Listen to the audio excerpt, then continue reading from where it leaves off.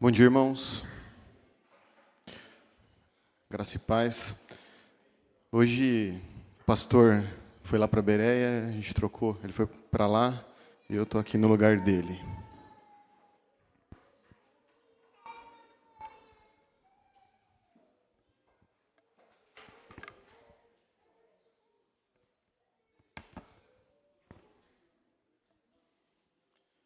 Irmãos, vamos começar?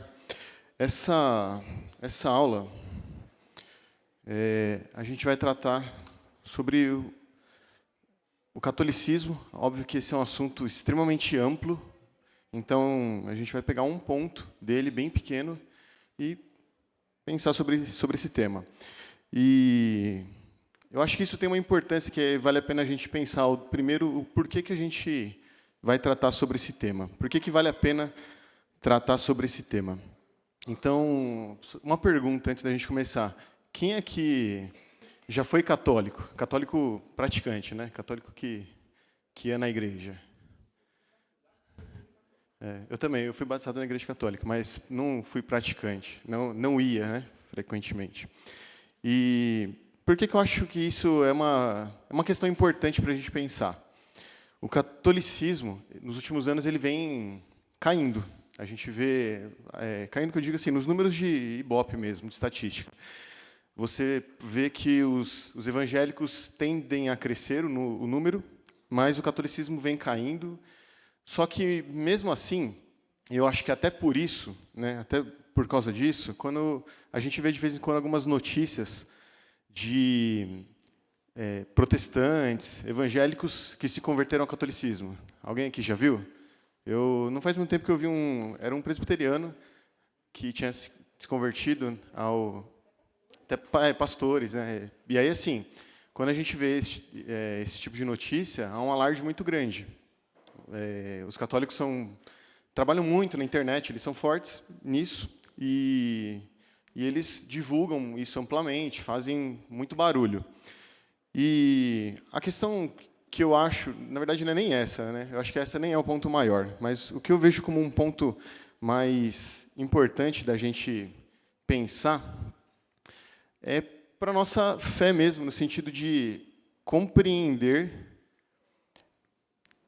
o porquê, por exemplo, que nós não somos católicos, ou porquê que nós, sei lá, tanto faz ser crente, ser evangélico, ser católico, reformado, protestante, dá tudo no mesmo. Então, acho que isso é importante a gente pensar. Eu coloquei no grupo da igreja ontem algumas perguntas, né? E, por exemplo, a gente crê, assim como os católicos, na Trindade, certo? O católico crê na Trindade. Ele não, para ele, existe Deus Pai, Filho e Espírito Santo, assim como nós. Tanto os evangélicos como os católicos creem na Trindade, creem na salvação em Cristo. Nós, ambos, compartilhamos a ideia de que as Escrituras é a palavra de Deus. Então, essas são verdades essenciais para o cristianismo. Crer na Trindade, crer na Bíblia como Escritura, crer na salvação em Cristo. Então, qual a diferença? E a gente pode pensar ainda em outras perguntas. Por exemplo, em outras partes importantes da doutrina cristã. Cristo ser plenamente homem, ser plenamente Deus. Cristãos e católicos, evangélicos e católicos creem nisso. Então, assim, se nós temos doutrinas básicas como essas, e nós compartilhamos elas, tanto católicos como crentes creem nessas verdades. Então, qual a diferença? Eu vou fazer uma outra situação. Imagina o seguinte. Imagina que o Leandro, amanhã, ele vai mudar para outro país. E aí ele fala assim, outro país não, outro estado, vai. Aí ele fala assim, nesse estado aqui, na minha cidade, não tem nenhuma igreja presbiteriana. Aí ele está conversando com você, ele fala, não tem. Então, não sei muito bem para que igreja que eu vou. Aí ele fala assim, eu achei uma igreja batista. Eu acho que a maioria de nós aqui, vai achar, né, querer se importar se é uma igreja fiel ou não, mas tudo bem, é uma igreja que nós compartilhamos a mesma fé e nós cremos nisso. Agora, imagine que ele fala que é uma igreja... Ele fala assim, ó, não tem nenhuma igreja batista, não tem nenhuma igreja evangélica, protestante, só tem uma igreja católica, então eu vou na igreja católica. E qual vai ser a sua reação? Ah, não, tudo bem, é uma igreja cristã, né? Eles creem na Trindade, eles creem em Deus, Pai, Deus, Filho e Espírito Santo, eles creem em Jesus como Salvador, eles creem na Bíblia como Escritura Sagrada. Essa é a reação? É por isso que a gente tem que pensar, né?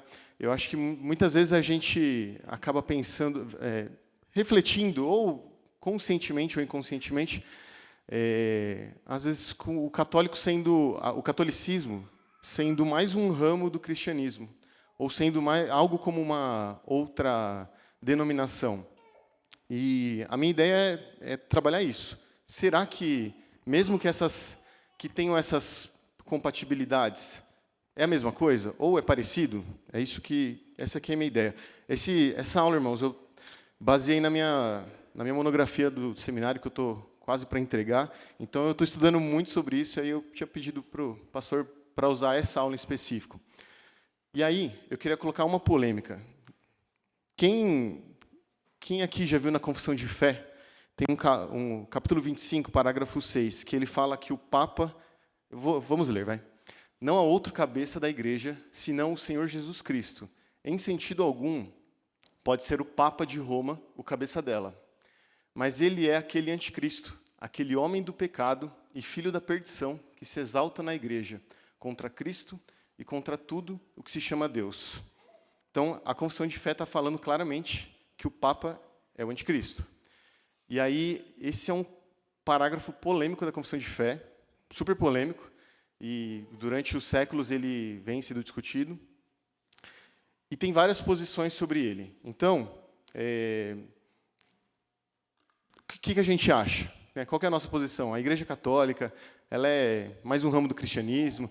Será que a Confissão de Fé está forçando aqui a mão, está pesando, falar que o Papa é o anticristo, né? Eu quero ouvir a opinião de alguns irmãos aí. O que vocês acham? Uma opinião geral sobre o catolicismo, ser mais um ramo da igreja ou não. Não sei o que você ia falar. O que você acha, Jorge? Sobre falar que o Papa é anticristo. Então, quando eu li isso aí, assim, eu também tive o sentimento, nossa, ficou pesado. Eu não vou dizer o que eu acho quando escreveram, mas o que me preocupa, e eu gosto de ter base, é como eu trato isso com meus irmãos católicos. Porque eu sei que tem pessoas ali que têm a fé genuína, apesar que a teologia tem erros ali. Eu sei que o anticristo é tudo que vai contra Cristo, contra Deus. Mas, assim, no meu sentimento humano, eu senti pesado ali, bateu doído. Pode falar. Acho que o princípio do anticristo a principal característica do anticristo que a Bíblia traz é tudo aquilo que é contra o próprio Cristo. O Papa se diz o substituto de Cristo, ele é o cabeça que rege a igreja, e o cabeça é Cristo. E eu acredito que ele é o anticristo, sim. Se um católico vier falar comigo, eu vou falar que é. Eu não tô nem aí. Mas, assim, na verdade, com amor, com cuidado, mas trazendo algumas doutrinas, talvez essa seja a última a ser tratada, porque, às vezes, eles nem têm contato com esse tipo de confissão e que sabe que a igreja evangélica fala ou que o catecismo diz que o Papa é o anticristo. Eu acho que eu assisti uma aula do Sproul, acho que você sabe, né? Eu trataria uma das principais diferenças, que é a justificação pela fé e a justificação por infusão, que é do catolicismo, ali, que você tem que praticar as doutrinas da igreja e tudo mais, e a de Cristo é só por imputação, você é justificado pela fé. Eu trataria disso, e por último, talvez, se surgisse a oportunidade, eu falaria que o Papa é o anticristo. Eu acho que pode ser que sim. Já deu para ver que o tema é polêmico mesmo, né? Como que é... Pode ser que eu fique com o microfone. Então, a Bíblia fala do espírito do anticristo, né? Então, a gente já teve muitos exemplos do que seria o anticristo. Nessa afirmação de que a Bíblia também fala do anticristo, né? Um sujeito que vai surgir será o anticristo, essa figura. Então, afirmar, na minha opinião, né, claramente que o Papa é o anticristo é perigoso, porque essa figura ainda não se revelou. Pode ser que venha de uma figura de uma linhagem papal, pode ser que não, né? Então, acho que afirmar que é meio complicado. Fala, Fernando. Então, é complicado, né? É um assunto meio polêmico. Assim, ao meu ver, eu posso falar de mim por conta que na parte da minha família, meu pai era católico praticante, ia à missa, tudo. E lá em casa, minha mãe da parte evangélica, presbiteriana, calvinista, meus avós, todos da parte. Então, a gente tratava o assunto meio que, não por esconder, mas não tinha embate, não tinha nada, a gente tinha sabedoria em falar, né? E questões de... a gente vê elementos, né? Afirmar que ele é um anticristo é muito difícil por conta de vários assuntos teológicos envolvidos, né? Heresias, né? Você vê ainda, estava conversando também com um rapaz que ele era seminarista, ia ser padre, aí ele se converteu e hoje ele é pastor, mas não é pastor presbiteriano, é reformado, é pastor pentecostal. E ele estava falando para mim que ainda as doutrinas católicas, principalmente do purgatório, ainda existe e é muito forte na Igreja Católica. Purgatório, adoração e veneração de imagem, várias doutrinas mesmo da salvação, eles creem que a Igreja Católica é a que abriu as portas do cristianismo, que eles são a verdadeira igreja cristã no mundo. Então, são várias heresias e dogmas católicos que apontam que o Papa é o anticristo, que ele que é o sucessor de Pedro, né? Que ele é o cabeça da igreja, né? Então, praticamente é um anticristo. Passa para o Lucas aqui, por favor. Pode levar para o Betão. Uma coisa importante, assim, ó, a teologia católica é muito extensa, ela é muito grande. E aí, já explicando aqui, minha ideia é defender pegar um pequeno ponto teológico, não é bater em católico, não é isso, mas é pegar um pequeno ponto teológico e vamos ver o que a Bíblia fala sobre isso, vamos estudar sobre isso, né? Mas, realmente, e também nem é discutir, por exemplo, tem católico que é crente ou não? Tranquilo, isso não nem é o alvo, né? Não é o ponto. Pode falar, Lucas. Eu acho assim, eu defendo, né, dentro do que eu penso o seguinte. Hoje, se você for na internet, você encontra o anticristo de várias formas, né, para cada prateleira, para cada gosto, né? Seja presidente da República, seja papa, jogador de futebol, você encontra para todos os gostos. Eu acho que isso está bem claro para todo mundo. Eu prefiro, em 2 pontos, tratar o assunto, primeiro, à luz da Bíblia, onde os irmãos já falaram aqui da questão das referências do anticristo. Então, eu acho que realmente rotular hoje, eu acho que já colocando o segundo ponto meu, que nem diz o reverendo Hernandes Dias Lopes, é você destruir pontes em vez de você construir pontes. Então, eu acho que a gente rotular, em vez de estar criando uma ponte para você conversar com uma pessoa e realmente aplicar o que a gente aprende como presbiteriano, que é teologia, pregação à luz da palavra, e você tentar ali colocar isso bem certo para a pessoa, você acaba criando já uma confusão e você já destrói pontos. Então, eu penso dessa forma. Eu acho que a gente primeiro tem que defender o que está na Bíblia, e isso é inegociável. E lá tem aspectos bem claros sobre a questão do anticristo. Algum tempo atrás, umas 2 semanas atrás, eu acho, eu conversando com a minha esposa, ela me mandou um vídeo, né, e falou assim: Lucas, será que isso aqui é verdade sobre o anticristo? E aí, né, no vídeo, eles falam lá que quem é o anticristo hoje, acima do Papa, é o Donald Trump. E aí eu falei: Aline, isso aí é totalmente fora da caixinha, acho que você nem assistir isso aí, porque não vale nem a pena, e você vai mais pecar do que quem criou esse negócio aí, porque você vai ficar imaginando coisa na sua cabeça. Então, eu acho que a gente tem elementos fundamentais que é a Bíblia para a gente tratar desse assunto, e segundo, eu acho que é mais importante a gente criar pontes do que destruir.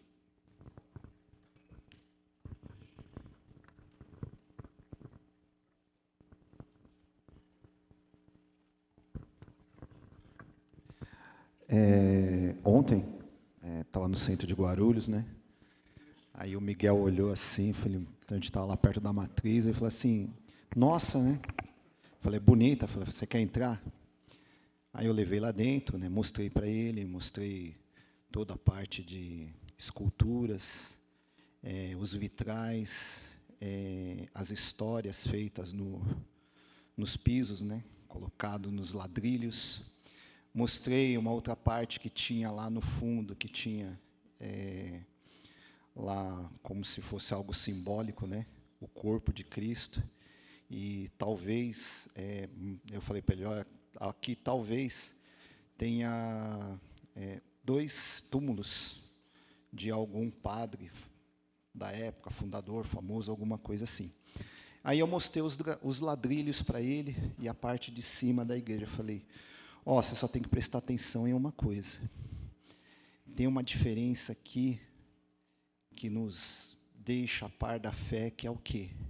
Que Cristo Jesus é o nosso único Salvador e mediador.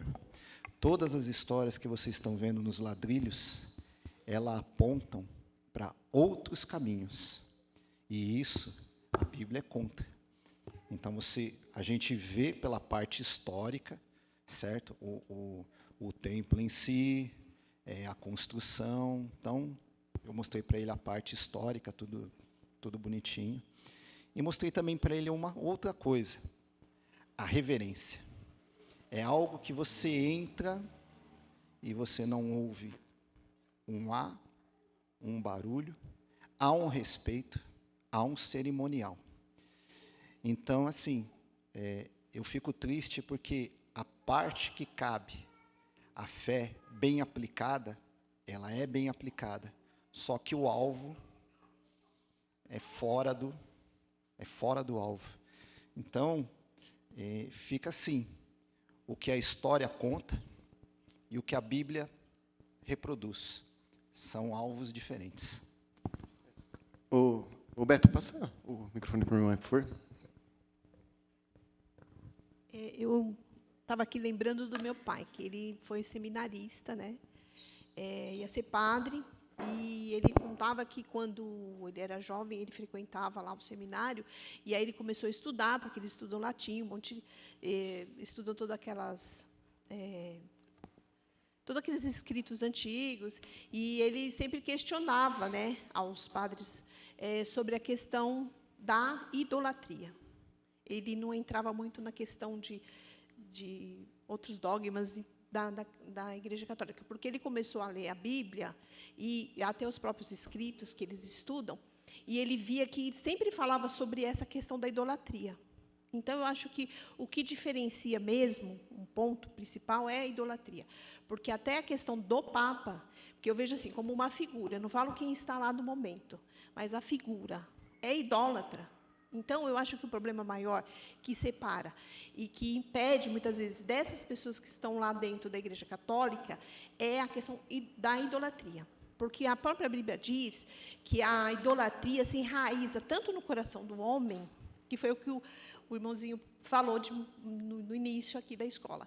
Você está cheio de questões dentro de você que te afastam de Deus. são ídolos que impedem de você enxergar. E eu conheço muitas pessoas que frequentam a Igreja Católica, que são praticantes, assim, que você fala, nossa, parece um cristão, assim, no sentido que a gente faz essa comparação. Só que o maior problema deles é que quando chega uma questão que teria que ele se voltar para a Bíblia, para o conhecimento de Cristo, para a revelação da palavra, ele leva mais em consideração o que o Papa fala do que o que a palavra diz. Então, eu acho que o maior problema na questão, que eu entendo assim, que quando fala do anticristo, é numa questão figurativa. Quais são as figuras que aparecem no decorrer dos séculos que representam o anticristo? Então, no caso de uma religião mais predominante, como a Igreja Católica, sempre foi essa figura do Papa. Então, a pessoa acaba, assim, quem frequenta lá, levando mais em consideração, aceitando mais a posição dele, do que ele diz, daquelas cartas que ele está sempre publicando, do que a palavra. Então, isso impede dele ter um relacionamento e conhecimento da revelação de Cristo. Então, eu sempre, essas pessoas que eu conheço, eu sempre falo, Deus, tem misericórdia para que a luz de Cristo traga essa revelação, de que ele está seguindo um homem que está o conduzindo para o caminho da perdição eterna, né? Então, na verdade, eu queria também questionar uma coisa, que eu sempre fico assim, sem entender por que a igreja, no caso a presbiteriana, diz, e outras igrejas, que somos todos católicos, nesse sentido amplo, né? Que eu não consigo entender essa comparação, vamos dizer assim, porque somos uma igreja universal, mas aí você não está desmerecendo todo o conhecimento daquelas pessoas que disseram que esse entendimento católico era incorreto? Tá, vamos lá. Essa pergunta do sermos católicos é no sentido de universalidade mesmo. A palavra católico é universal, ou geral, né? É a ideia de universalidade. Então, a Igreja Católica tem esse nome como um substantivo, assim, mas nós somos a Igreja Católica como uma ideia. A Igreja Católica é a igreja geral, a igreja visível, né? É a igreja de Deus.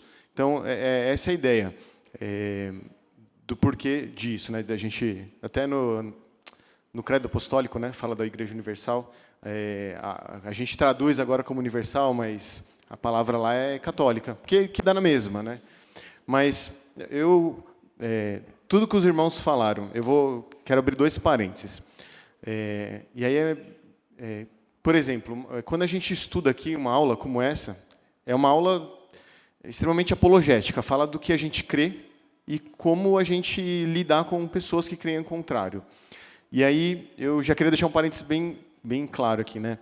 A nossa ideia, né, com essa aula ou com qualquer outra aula, não é que a gente eu vou assistir a aula aqui, eu ouço aqui, aí eu saio lá na rua, vou pegar o primeiro católico que eu ver e vou começar a cuspir tudo isso aí, né? Primeiro, eu acho que isso é importante para a defesa da nossa fé, para a gente ter convicção, porque às vezes tem alguém que não tem não faz uma distinção muito boa de uma igreja para outra, né? Fala assim, mas eles creem na Trindade, eles creem em Deus Pai, creem em Jesus, o sacrifício de Jesus. Então, esse eu acho que é um ponto importante. Isso é importante para a gente, antes de tudo, para a gente, né, ter mais claro a nossa fé, o que a gente defende e o que não. E segundo, não é só uma questão defensiva da gente, é também uma questão de, se algum dia eu estiver conversando com um católico, eu posso saber o que dizer, como argumentar ou entender, né? E aí a questão não é só argumentar, a gente conversa e a gente defende a nossa fé, ou pelo menos tem que ser assim, com o intuito de pregar o evangelho. Se a gente fala com um católico e discute com ele para tentar ganhar um debate, a gente já perdeu. Se a nossa intenção é ganhar um debate, já perdeu antes de começar, né? O reverendo Itamar uma vez disse isso para mim, eu nunca mais esqueci, né? Sobre como quando a gente vai discutir com alguém, a gente tem que ganhar o coração da pessoa e não ganhar a discussão. Se a gente for buscar discutir para ganhar a discussão, não faz sentido. Então, a gente tem que buscar ganhar o coração. Então, eu acho que isso é importante para a gente. Conhecer melhor para a nossa fé, compreender melhor, né? por que a gente não é católico, o que isso diferencia para a gente. E segundo, para, se algum dia a gente tiver oportunidade, que a gente possa discutir com o intuito de mostrar para a pessoa os acertos e os erros bíblicos e onde que Cristo ali se perdeu. Tá? Então, vamos começar. Eu vou passar alguns slides meio rápido, porque eu tenho bastante coisa, mas eu acho que isso aqui é importante. Esse é um livro, o autor chama Leonardo Di Chirico, ele é italiano, e o nome do livro é Mesmas Palavras, Universos Distintos. E eu acho que essa é uma ideia fundamental, que é o que eu introduzi a aula, como que eu perguntei, né? É a mesma coisa? A gente crê coisas em dogmas ou doutrinas semelhantes. Na Trindade, na salvação por Cristo, o sacrifício expiatório de Cristo, a Bíblia como escritura, a dupla natureza de Cristo, tudo isso as duas igrejas creem. Mas é a mesma coisa? E aí a ideia desse autor nesse livro é: as palavras são as mesmas, mas são universos distintos. E a palavra universo quer dizer que é muito distinto, é muito diferente, apesar de usar a mesma palavra. Imagina que eu falo assim para o Lucas: ô Lucas, pega lá para mim, tem R$100 no banco. Aí, onde ele vai? Ele vai no banco que está ali atrás, ou ele vai no Banco Itaú, lá do outro lado da rua? Sabe essa ideia? Eu posso usar uma palavra com uma conotação e usar com outra conotação. E hoje em dia, no nosso tempo, tem acontecido uma mudança de significados de palavras. A gente vê, principalmente questões ideológicas, tal. A gente vê como as palavras vão mudando e as pessoas vão usando, dando significados novos para destruir ideias antigas. E aqui, eu acho isso importante. E aí, essa é a minha ideia. Apesar de parecer semelhante, não é. E aí, a gente vai estudar sobre isso. Por que é diferente? Então, o que nos une? A Trindade, a dupla natureza de Cristo, a Bíblia como escritura, salvação por meio do sacrifício de Cristo, necessidade de graça, a segunda vinda de Cristo, céu e infernos eternos, tudo isso são semelhantes às duas igrejas. Mas isso é o suficiente? Ou precisaria de algo a mais para que nós considerássemos a Igreja Católica como uma igreja irmã? Esses dois textos são os dois textos que fundamentam a Igreja Católica. Se por algum dia a interpretação desses dois textos cair, a Igreja Católica cai. A Igreja Católica se baseia fundamentalmente, né? Não vou ser específico de falar que é só isso, mas a base forte da Igreja Católica são esses dois textos. Vamos ler Mateus 16, 18 e 19.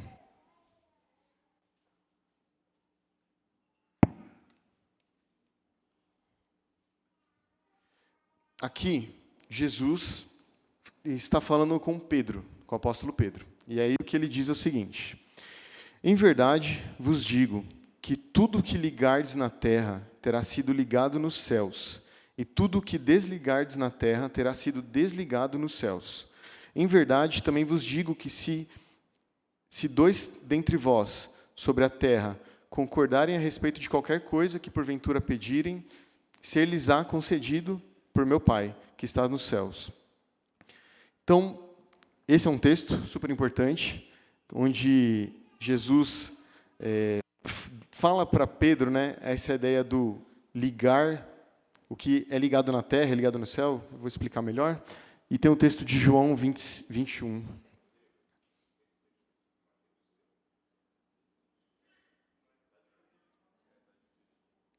Oi? Não entendi, Jorge. Fala de novo. Eu coloquei o 16, né? Vamos ver o 16. Eu acho que ele também...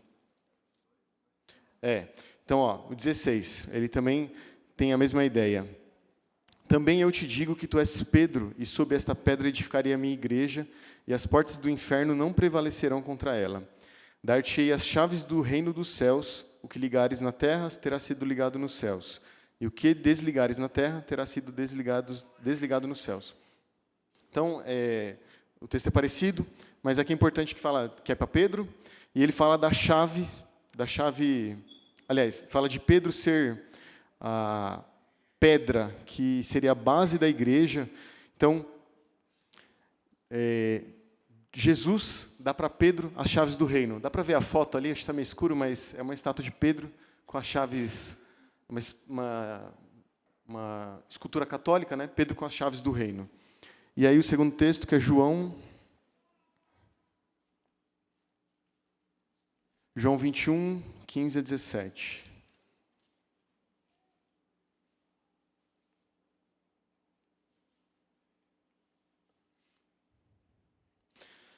Depois de terem comido, perguntou Jesus a Simão Pedro: Simão, filho de João, amas-me mais do que estes outros? Ele nos respondeu: Sim, Senhor, tu sabes que eu te amo. Eu lhe disse: apacenta os meus cordeiros. Tornou a perguntar-lhe pela segunda vez: Simão, filho de João, tu me amas? Ele lhe respondeu: Sim, Senhor, tu sabes que eu te amo. Disse-lhe Jesus: pastoreia as minhas ovelhas. Pela terceira vez, Jesus lhe perguntou: Simão, filho de João, tu me amas? Pedro entristeceu-se por ele ter lhe dito pela terceira vez: tu me amas? E respondeu-lhe: Senhor, tu sabes todas as coisas, tu sabes que eu te amo. Jesus lhe disse: apacenta as minhas ovelhas. Esses dois textos são a base da Igreja Católica. Por quê? A Igreja Católica interpreta esses dois textos como o seguinte: Jesus dá para Pedro as chaves do reino. Pedro é aquela pedra que vai edificar a igreja, ou seja, ele é o fundamento da igreja. A igreja vai vir de Pedro. Pedro é um apóstolo que de prioridade ou de primazia muito maior do que os demais. Pedro seria o fundamento da igreja.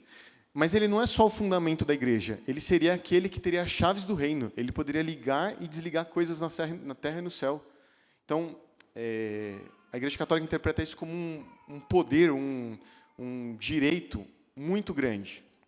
E o texto de João ainda fala, Jesus fala para ele apacentar as ovelhas. Isso complementa a ideia de que Pedro seria o pastor que daria o início na igreja. A igreja nasceu com Pedro e ele a apacentaria, ele teria o cuidado da igreja dali em diante. Então, isso é importante a gente pensar e a gente vai ver os desdobramentos disso. Então, como que Pedro é a base da Igreja Católica.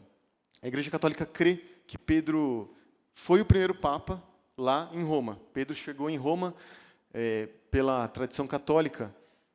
Ele chegou em Roma no ano 42 depois de Cristo e foi martirizado em 67. Então ele viveu 25 anos. E aí tem alguns historiadores, como Jerônimo e Crisóstomo, que eles defendem isso. Mas isso é muito controverso, porque não são fontes que daria base para a gente crer nisso. Mas eu acho que tem um argumento principal. Paulo, ele vai para Roma, não sei se vocês se lembram, capítulo 27 e 28 de Atos. Roma é a capital do Império, é a cidade mais importante do mundo naquela época. É a capital do Império Romano, que é o império da época. E aí Paulo vai para lá, e a Bíblia tem 2 capítulos inteiros para falar da ida de Paulo até Roma. 2 capítulos inteiros. Agora, pensa na importância, se a Igreja Católica estiver certa, pensa na importância de Pedro, o cabeça da igreja, ir para Roma. Como isso é primordial. Como isso deveria estar registrado na Bíblia, se isso tivesse acontecido. Então, esse eu acho que é um argumento lógico de algo tão importante deveria estar registrado se tivesse acontecido. E a gente não tem nada na Bíblia que dê nenhum indício para dizer que Pedro foi para Roma. Mas esse também não é o nosso ponto, tratar a história. Esse é um ponto importante, que é complexo, eu vou tentar falar bem curto, de forma bem simples, porque é difícil. Mas a Igreja Católica crê no seguinte: então, o Pedro é o cabeça da igreja. Pedro foi a quem Jesus confiou a sua igreja. Ele é a continuidade, ele é o apóstolo principal, ele é quem tem as chaves do reino. E aí, a Igreja Católica crê tem uma doutrina que chama, que eu esqueci o nome, natureza e graça, né? Tem um nome em latim, mas é a ideia de natureza e graça. A gente crê nisso. de uma forma diferente. Então, por exemplo, a gente crê que Deus se revela na natureza. Deus nos dá indícios, por exemplo, de que existe um Deus na natureza. Deus revela bênçãos na natureza. Tanto o ímpio como o crente desfrutam da chuva, desfrutam de alimentos, de muitas coisas. Então, Deus se manifesta na graça. Isso é teologia natural, Deus agindo na natureza. Mas a ideia católica é diferente. A ideia católica existe um contínuo, uma coisa que não acaba nunca, uma relação entre natureza e graça, onde a graça se manifesta na natureza. E aí o que isso quer dizer? Jesus é Deus, é Espírito, estava no céu, mas ele se encarnou, ele virou matéria. Então ele veio na natureza, virou matéria, certo? Só que ele morreu, ressuscitou e voltou ao céu. Como eles acreditam que existe um contínuo, Pedro agora é o substituto de Cristo.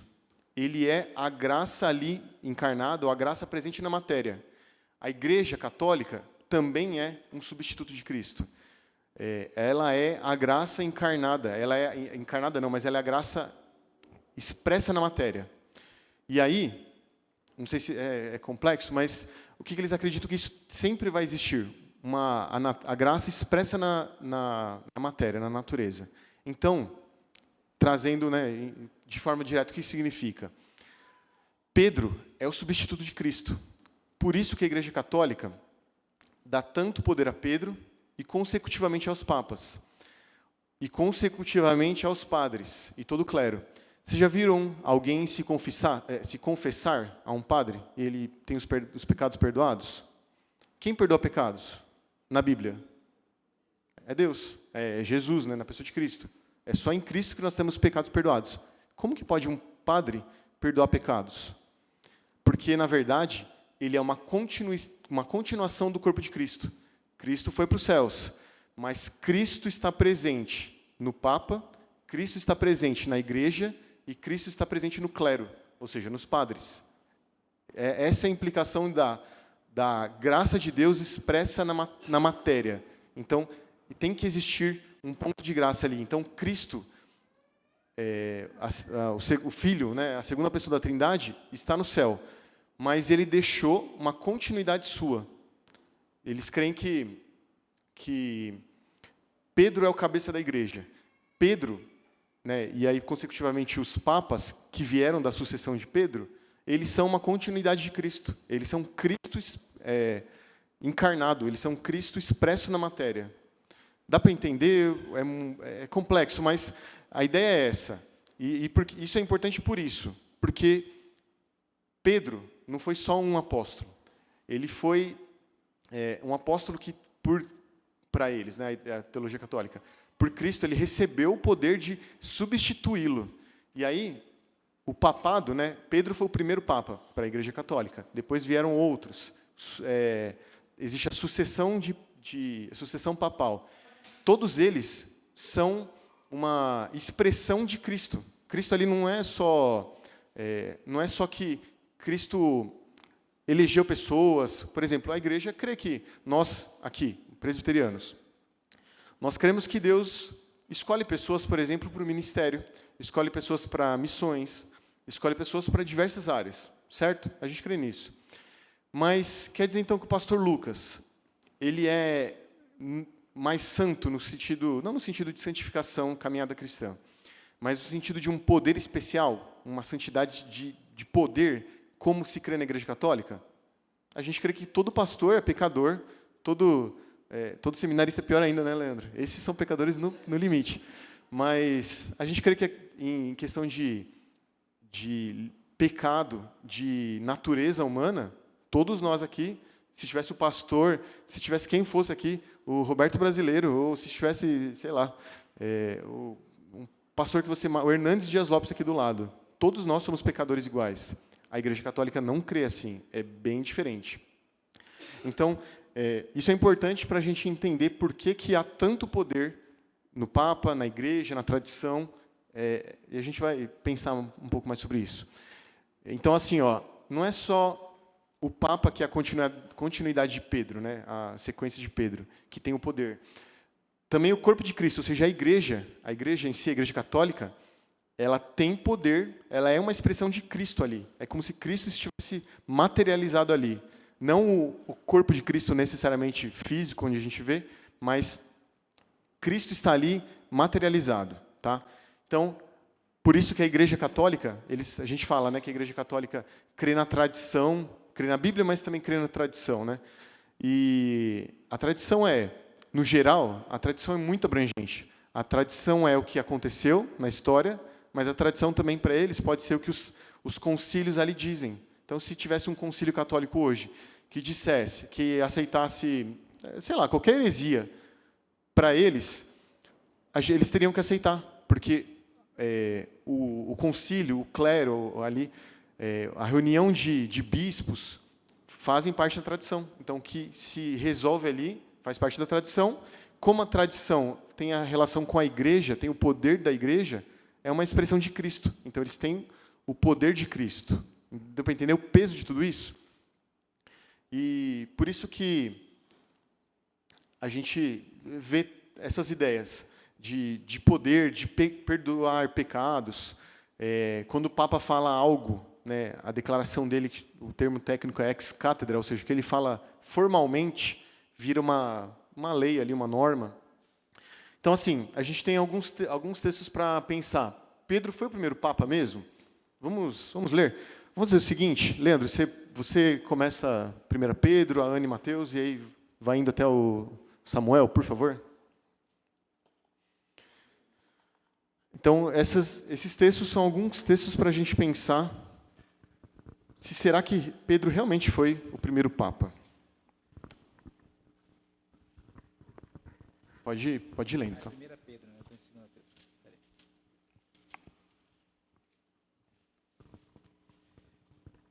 Peraí. 1 Pedro 2, 6 ao 7. Pois isso está na Escritura. Eis que ponho em Sião uma pedra angular, eleita e preciosa, e quem nela crer não será de modo algum envergonhado. Para vós outros, portanto, os que credes, é a preciosidade, mas para os descrentes, a pedra que os construtores rejeitaram. Essa veio a ser a principal pedra angular. Então, Pedro, ó quem está falando, é o próprio Pedro falando que da pedra angular. A Igreja Católica crê que Pedro é a pedra que deu fundamento para a igreja. Mas Pedro diz que há uma pedra angular, aquela pedra que fundamenta a igreja, a pedra que foi rejeitada pelo seu povo. Quem é? É Jesus. Então, Pedro não se vê como o fundamento da igreja. Tá? Também eu te digo que tu és Pedro, e sobre esta pedra edificarei a minha igreja, e as portas do inferno não prevalecerão contra ela. Dar-te-ei as chaves do reino dos céus. O que ligares na terra será ligado nos céus, e o que desligares na terra terá sido desligado nos céus. Então advertiu os discípulos de que ninguém dissesse ser ele o Cristo. Desde esse tempo, começou Jesus Cristo a mostrar a seus discípulos que lhe era necessário seguir para Jerusalém e sofrer muitas coisas dos anciãos, dos principais sacerdotes e dos escribas, ser morto e ser ressuscitado no terceiro dia. E Pedro, chamando-o à parte, começou a reprová-lo, dizendo: tem compaixão de ti mesmo, Senhor. Isso de modo algum te acontecerá. Mas Jesus, voltando-se a Pedro, disse: arreda-te, Satanás. Tu és, para mim, pedra de tropeço, porque não cogitas das coisas de Deus, e sim dos homens. Olha esse texto. A gente lê os versos 18 e 19 que fundamentam a igreja católica. De Jesus dá a Pedro as chaves do reino. Mas a sequência do texto. Então, 18 e 19 fala Jesus dando as chaves do reino para Pedro. Aí no 21, Jesus começa a falar com seus discípulos que ele teria que morrer, seria ressuscitado. E Jesus começa a explicar. Aí Pedro chama Jesus de parte e reprova ele pelo que ele estava falando. E aí Pedro fala: tem compaixão de ti, Senhor, de modo nenhum isso vai acontecer.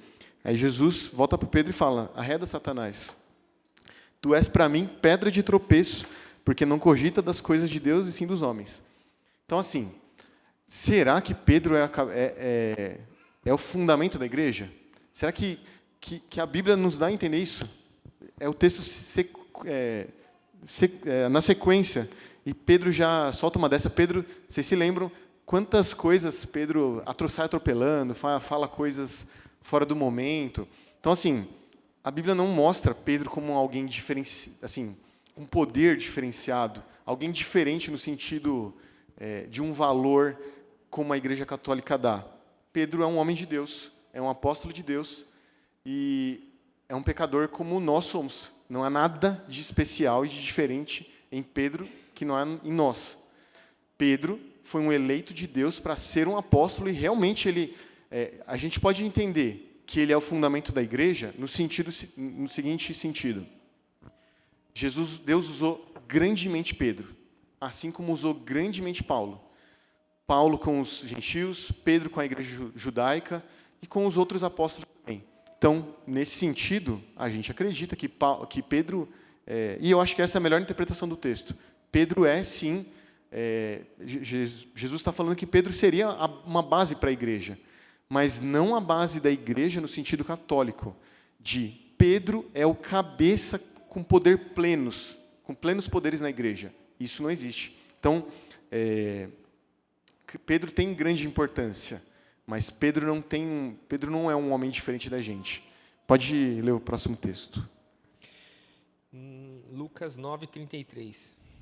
Ao se retirarem esses de Jesus, disse-lhe Pedro: Mestre, bom é estarmos aqui, então façamos 3 tendas. Uma será tua, outra de Moisés e outra de Elias, não sabendo, porém, o que dizia. Então, Pedro mostra que muitas vezes ele agia no ímpeto, ele só saía fazendo ou falando, e o texto fala que ele não sabia o que dizia. Próximo texto. Mateus 26, 74, 75. Então começou ele a praguejar e a jurar: Não conheço esse homem. E imediatamente cantou o galo. Então Pedro se lembrou da palavra de Jesus que lhe dissera: Antes que o galo cante, tu me negarás 3 vezes.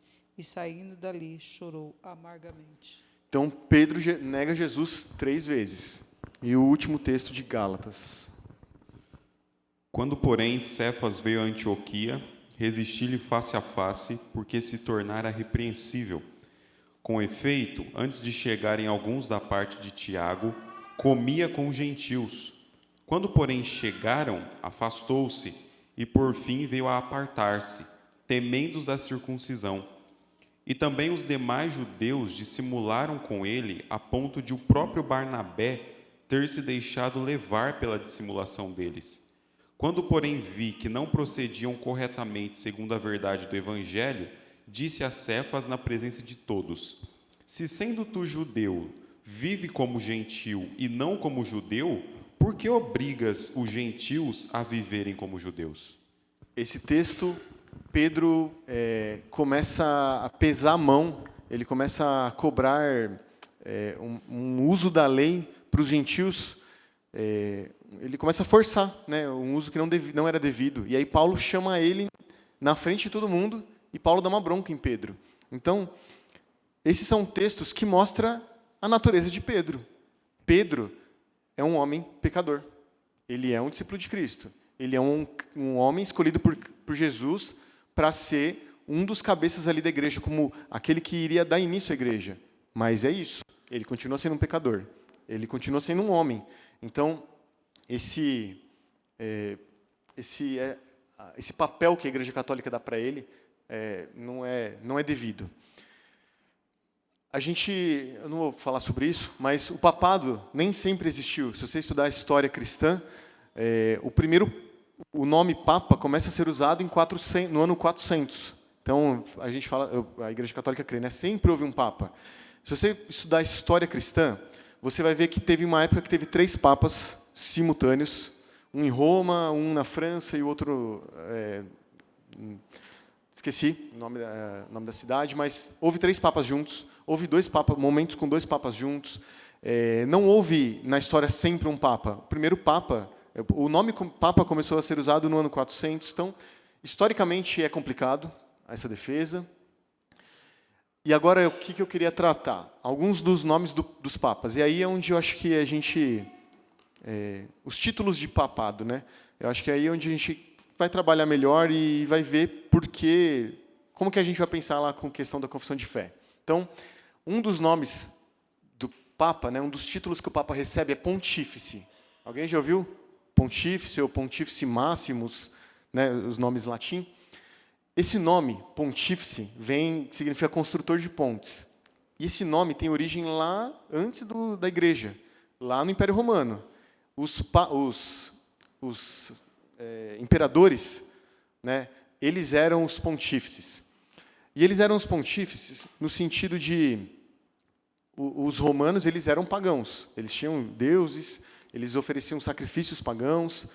E lá no paganismo, eles eram os pontífices por ser os intermediários entre o mundo espiritual e o mundo natural.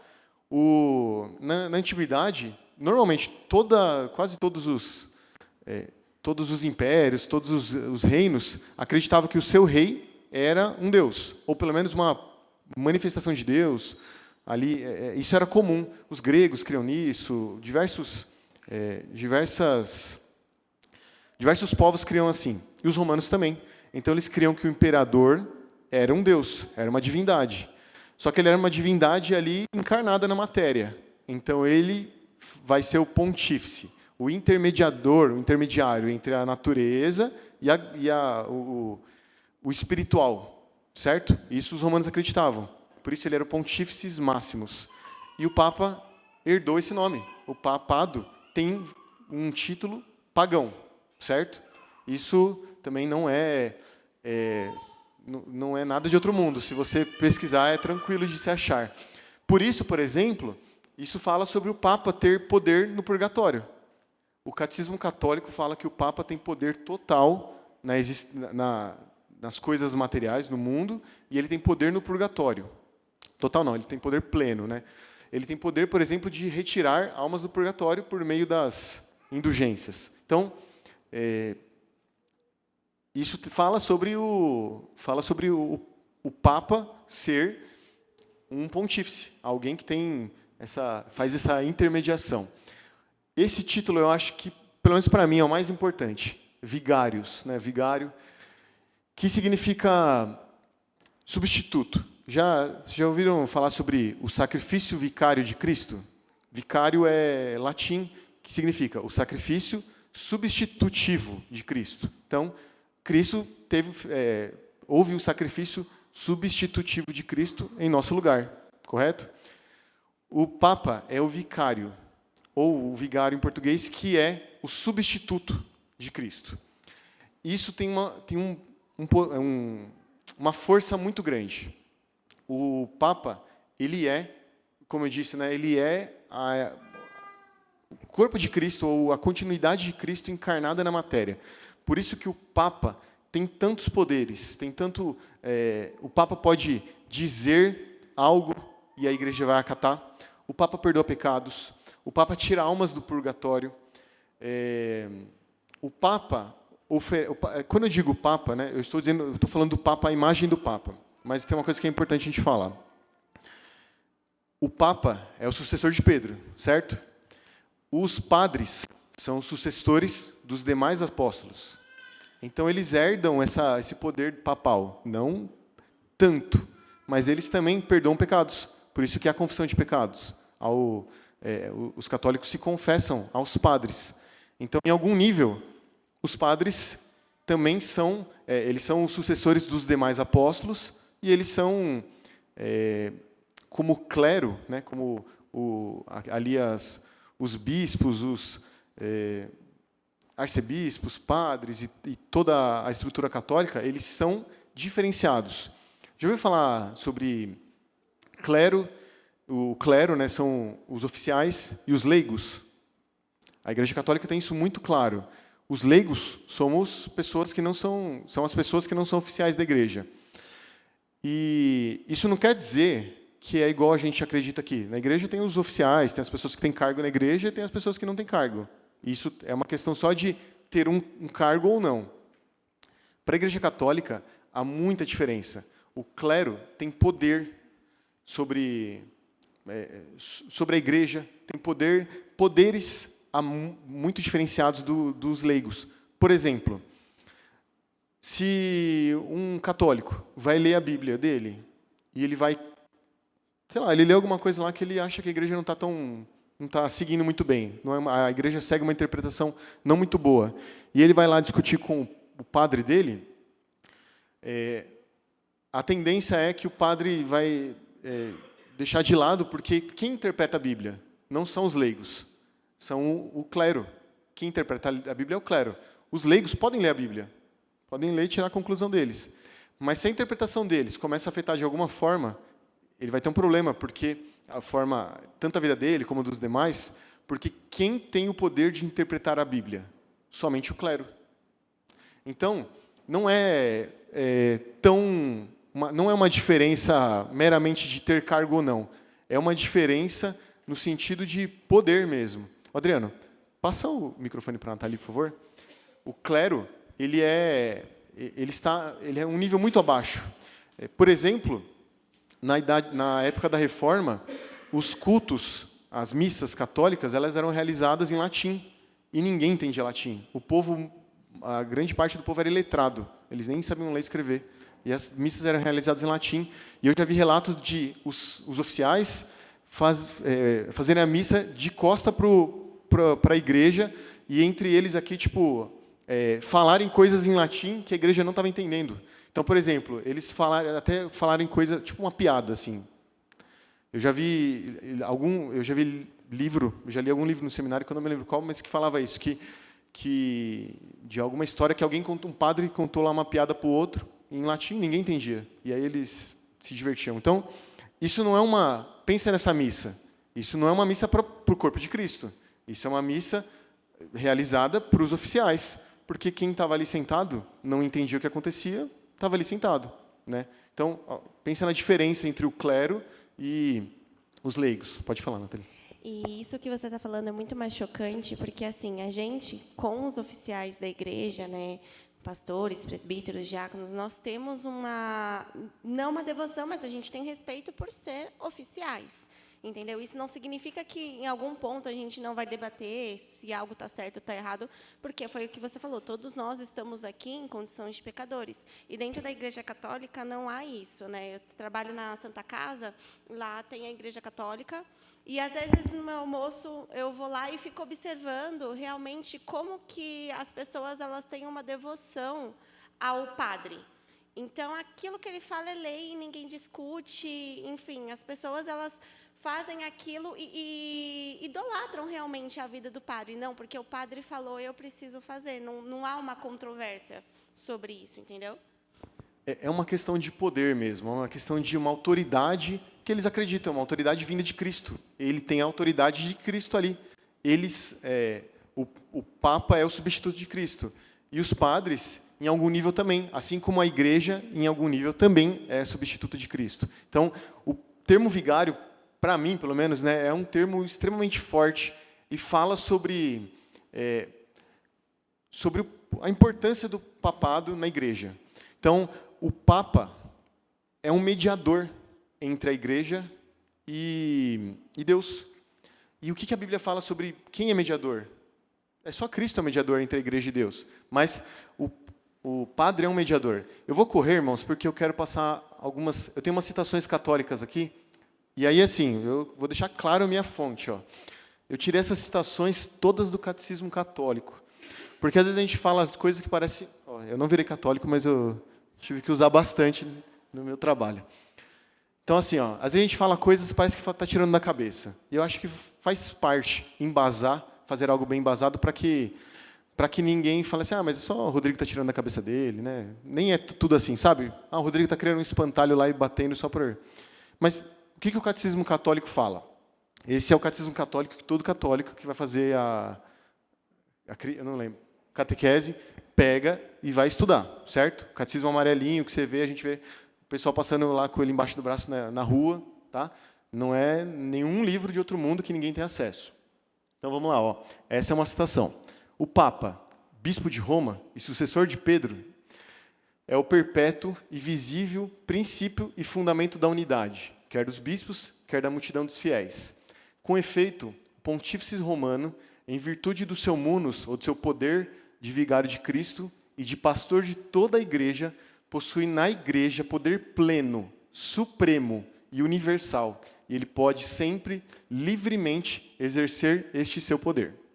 Então, não preciso explicar a força que esse texto tem, né, sobre o poder papal na igreja. Na história, hoje, a Igreja Católica, né, depois do período pós-reforma, há aquela divisão igreja-estado, e isso é muito claro. Mas, na Idade Média, a igreja, o Papa, muitas vezes, era o Papa, que era o líder da igreja, e ele também era o imperador do império. Né? Ele era o líder civil. Ele se unia a essas duas coisas. E aí, sempre houve essa pretensão de poder civil com o poder eclesiástico, espiritual. Hoje em dia, a nossa sociedade não aceita mais isso. Mas, ainda assim, o Papa ele tem um poder moral. A gente vê, hoje o Papa ele não tem mais poder, assim, pelo menos civil nenhum, né? Mas ele é uma autoridade moral. A gente vê o Papa dando as suas opiniões sobre questões éticas. E tal assunto aqui, ó, e o Papa vai lá e se pronuncia. Ele ainda é uma autoridade moral, ética. Então, ainda há um respeito, geral, assim, né, sobre ele. Ele ainda tem esse poder. Isso aqui é legal. Quando um novo Papa, né, vai ser eleito, ali vai ser recebido como Papa, eles leem aquele texto em latim. E aí a tradução é a seguinte: recebei a tiara ornada de 3 coroas. E sabeis que sois pais de príncipes e reis, pastor de toda a terra, e vigário de Jesus Cristo, nosso Salvador, a quem é dada toda a honra por todos os séculos dos séculos. Amém. Essa coroa, que é esta daqui, ela tem três coroas ali, uma em cima da outra. E eu não vi em nenhum lugar, mas eu acho que isso faz talvez faça, né, alguma relação com a Trindade, mas ele tem uma relação principal aqui, que isso é lido ou dito na ordenação do Papa, que é o seguinte: ele é pai de príncipes. Isso nos dá a ideia de um poder militar ali. Pastor de toda a terra, um poder civil, e vigário de Jesus Cristo, um poder religioso, espiritual. Então, Lorane Bittner fala o seguinte: a coroa tripla que o Papa usa simboliza sua autoridade no céu, na terra e no inferno, como rei do céu, rei da terra e rei do inferno, pois, através de suas absolvições, as almas são admitidas no céu. Na terra, ele procura exercer poder político, além do espiritual. E, através da sua jurisdição especial sobre as almas no purgatório e o seu exercício do poder das chaves, ele pode soltar todas as almas que ele desejar, livrando-as de maiores sofrimentos. Aqueles que ele recusa a soltar-se continuarão sofrendo, sendo as suas decisões na terra ratificadas no céu. Então, antigamente o Papa, era mais fácil a gente enxergar isso, o poder além da igreja papal. Mas a gente não pode dizer que não há... Sempre houve uma questão do poder ali papal, na Idade Média, no decorrer do tempo. O Papa ele tinha conflitos entre reis e papas. Né? Quem se lembra da história tem conflitos. Os papas chegou uma época que eles elevaram o nível de poder deles para que eles fossem, né, os líderes, os reis, os governadores do império. Então, sempre houve essa questão poder, né? Poderio não só na igreja, mas militar ou governamental. E o Papa ele tem a questão de o que ele fala, né? As suas declarações ex cátedra. Quando a gente lê o catecismo, ele não deixa claro o que é falar ex cátedra. Quando ele fala alguma coisa que vira ali uma lei de algum nível, é muito genérico. É algum texto muito abrangente. Ou seja, a gente nunca sabe muito bem o que é, ou quando ele fala ou não ex cátedra. Mas, de qualquer jeito, são coisas abrangentes. O texto fala que ele pode falar questões civis, questões religiosas, ou seja, ele pode falar qualquer coisa, porque de algum jeito eu vou encaixar ali o que é dito. Então, é genérico. O texto é genérico. Esse é um outro ponto importante. O Papa essa doutrina chama in persona Christi. Ele age na pessoa de Cristo. Ou seja, o que o Papa faz, ele faz na pessoa de Cristo. Então, é como quando ele está ouvindo uma confissão de pecados. Ele faz isso na pessoa de Cristo. É como se a pessoa de Cristo estivesse ali. É o Papa que está lá, é o padre que está lá, um padre, né? O padre também age na pessoa de Cristo. A Igreja Católica também age, o clero, né? Também age na pessoa de Cristo. Então, isso não se aplica só ao Papa. Mas, quando alguém está se confessando, ele está se confessando ao padre, mas entende-se que a pessoa de Cristo está ali naquele padre. E por isso aquele padre pode perdoar. Então, daquelas perguntas que eu fiz lá atrás, que eles, tanto católico como crente, crê que o perdão vem pela graça de Cristo, vem pelo sangue de Cristo. Certo, os dois creem nisso. Mas será que é a mesma coisa eu pedir para Deus perdoar os meus pecados, sabendo que na cruz já foram pagos todos eles? Eu peço perdão porque eu sei que agora eu entendo a minha natureza pecaminosa, agora eu entendo a minha ofensa contra Deus e eu peço perdão. Mas eu sei que os meus pecados já foram pagos.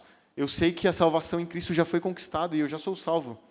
Agora, quando um católico se confessa ao padre, ele está pedindo ali perdão para o padre, e no padre a expressão de Cristo está ali. Cristo está materializado ali de alguma forma. É isso que está acontecendo, porque ele age na pessoa de Cristo. Então, será que é a mesma coisa? Por isso que eu quis, eu acho aquele conceito de, né, as palavras são as mesmas, mas são universos distintos, absurdamente distintos. Então, outro exemplo, a ceia, né, católica, a Eucaristia católica, ela é realizada todos os domingos. Todos os domingos tem a Eucaristia, o católico vai lá e come a hóstia. O católico tem aquela ideia, né, aquela divisão sagrado-profano, muito clara. Então, a gente vê os católicos que vivem de qualquer jeito a vida, mas domingo é o domingo. Vai na igreja, aí ali você come a hóstia. No domingo ele nem fala muita besteira, talvez não fuma, sei lá, deixa os negócios de lado lá. Aí na semana é daquele jeito. Só que aí na semana ele acumula muito pecado. Ele tem que chegar lá no domingo que vem para comer a hóstia de novo, para receber o perdão de Deus, né? Então, o que acontece ali na hóstia? O católico crê na transubstanciação. O corpo de Cristo está ali naquela bolachinha, naquela, não sei o que é, se é uma bolacha, mas ali na hóstia. O corpo de Cristo está lá. E aí, olha esse texto aqui, ó. Esse texto eu tirei da Suma Teológica de Tomás de Aquino, que é um líder de importância primeira na Igreja Católica. Ele diz o seguinte, ó, parte 3, pergunta 76, artigo 1 e 2. Ele pergunta, o Cristo está inteiro no sacramento, ali na Eucaristia? E ele responde o seguinte, portanto, somente a carne e o sangue de Cristo estão contidos nesse sacramento, mas há muitas outras partes do corpo de Cristo, por exemplo, os nervos, ossos e coisas assim. Isso é Tomás de Aquino falando que quando o católico come a hóstia, ele está comendo o osso de Cristo e os nervos de Cristo. Isso chega ao ponto do absurdo. Assim, não tem nem o que argumentar lógico, sei lá, argumentação lógica. É um absurdo de tantos textos que falam que o sacrifício de Cristo é único, de uma vez por todas, para que não houvesse mais sacrifícios como no Antigo Testamento. Mas ali, na Santa Ceia, na Ceia Católica, o sacrifício de Cristo único é repetido ali. Ele é expresso ali. O corpo de Cristo é ali transubstanciado. E olha a implicação disso, absurda. A citação é uma biografia do padre Tinkini, não sei. Ele diz o seguinte, ele conta uma história que no Canadá o jovem padre Dowley descuidou de uma das suas hóstias. Depois que acabou a Eucaristia, ficou lá as hóstias lá e ele descuidou. E aí, horrorizado, ele viu os ratos devorando as hóstias. Aí ele correu para o bispo e ele disse, os ratos comeram o nosso bom Deus. Olha o ponto do absurdo. Por isso que eu acho importante a gente colocar a fonte, porque não estou tirando da cabeça, é absurdo.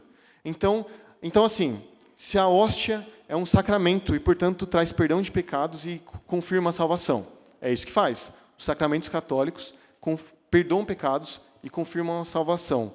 Então, aqueles ratos foram salvos? Eles comeram o corpo de Cristo. O corpo de Cristo é transubstanciado. Não quer dizer que quando eu vejo uma hóstia, eu vejo um pedaço de carne. Porque é a substância, a essência. A essência está ali. Quer dizer que todo católico come o corpo de Cristo todo domingo? Historicamente, na Bíblia, a gente não vê ninguém comendo o corpo de Cristo. Jesus diz, né? Esse é o meu corpo que é dado por vós. Mas Jesus diz, eu sou a porta. Jesus disse, eu sou a luz. A gente tenta entrar por uma porta achando que aquela porta é Jesus encarnado.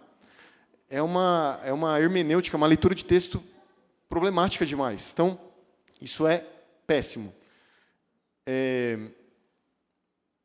O Catecismo Católico, ali, parágrafo 1548. No serviço eclesial do ministro ordenado é o próprio Cristo que está presente na sua igreja como cabeça do seu corpo, pastor do rebanho, sumo sacerdote do sacrifício redentor, mestre da verdade.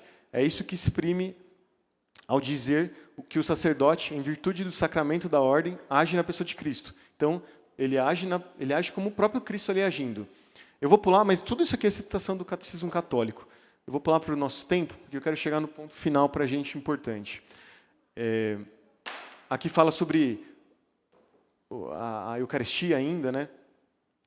E eu acho que a gente tem então a questão da transubstanciação. Enquanto existirem aquela hóstia ali, ela vai continuar sendo o corpo de Cristo. Depois que ela é consagrada, quando o padre a consagra, naquela hora, ela se torna o corpo de Cristo. E enquanto ela existir, ela vai continuar sendo o corpo de Cristo. Ali, ó, no Catecismo Católico, a citação de baixo, a presença eucarística de Cristo começa no momento da consagração e dura enquanto as espécies eucarísticas subsistirem. Então, o corpo de Cristo está ali, naquela mesa, para sempre. Esse texto fala sobre como o Catecismo Católico, esse é o Catecismo do Papa Pio X, fala sobre como o Papa tem um poder maior do que os demais e como isso é grande demais para eles. E agora eu vou dar o meu ponto de vista da confissão de fé e do Papa como anticristo. Esse é um ponto muito divergente, tem muitas opiniões. Tem quem ache que o Papa é o anticristo final, aquele do último dia. A Cássia falou sobre isso. É o texto de 2 Tessalonicenses 2:3. Lá fala sobre o anticristo, fala que é o mesmo de Apocalipse, as bestas, né? Que está com as bestas. A gente acredita que é o mesmo de Daniel, que fala o abominável da desolação. Mateus 24 fala sobre esse texto também. Então, tem muitos que creem como essa pessoa. E a confissão de fé também me dá a entender que é essa pessoa, o anticristo final. E aí, por que é importante a gente pensar, o que é importante a gente entender nisso?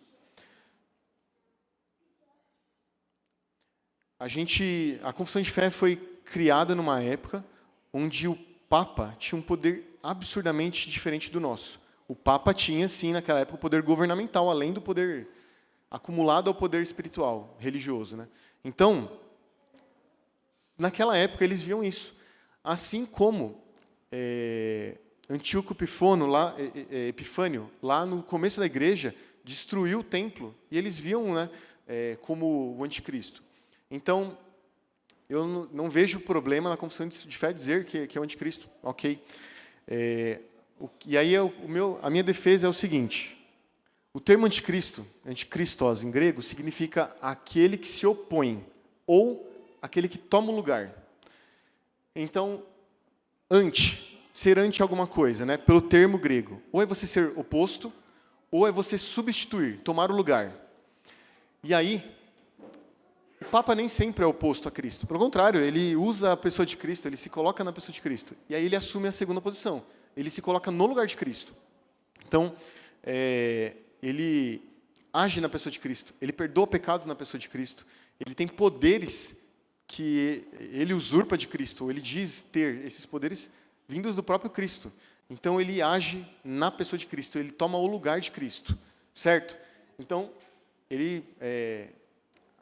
A maioria do pensamento reformado diz ele ser anticristo.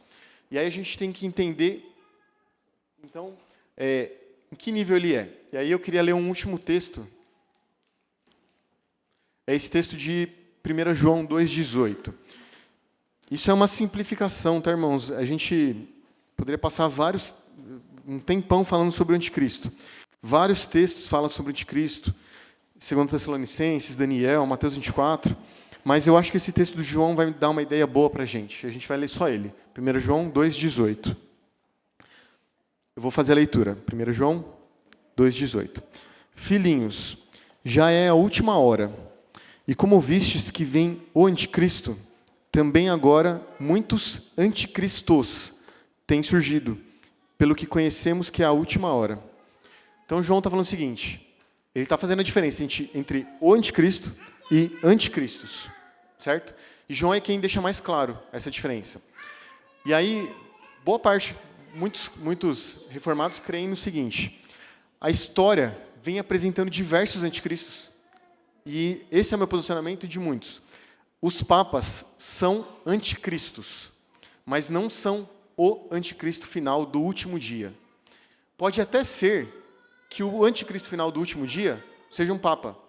Pode ser, e aí tem aqueles que pensam em alguém de poder civil, um poderoso governador, alguém de muito poder. Então pode ser, e aí não é a nossa ideia.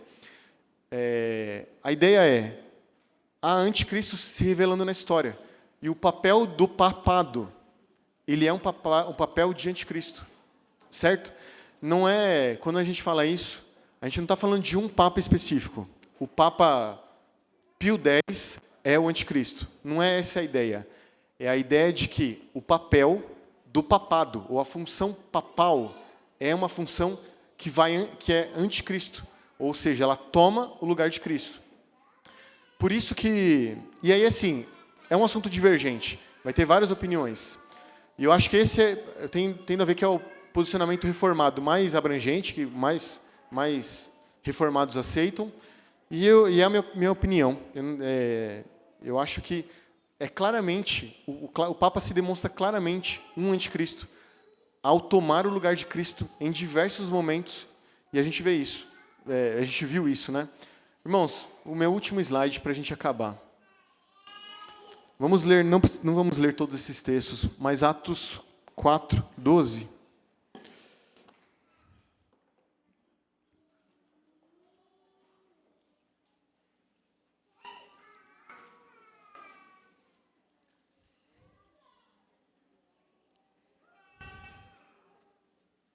Atos 4, 12.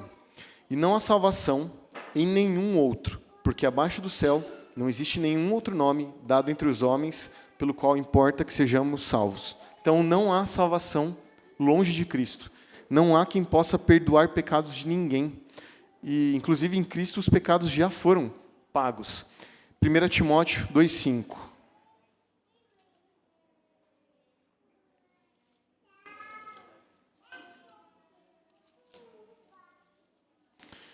Timóteo 2,5.